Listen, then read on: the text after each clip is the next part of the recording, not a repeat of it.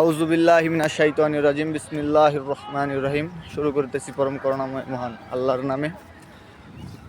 বিএনপির চেয়ারপারসন বেগম খালেদা জিয়ার সম্মানিত ছেলে তারেক জিয়া রহমানের একটা কথা আপনাদের সামনে উপস্থাপন করছি।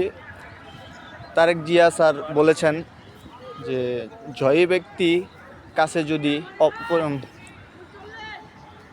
পরাজিত ব্যক্তি সুরক্ষিত না থাকে, তাহলে যখন পরাজিত ব্যক্তি ক্ষমতায় আসবে, জয়ী হবে, তখন অপরাজিতকে ক্ষমতায় তারা আঘাত করতে পারে।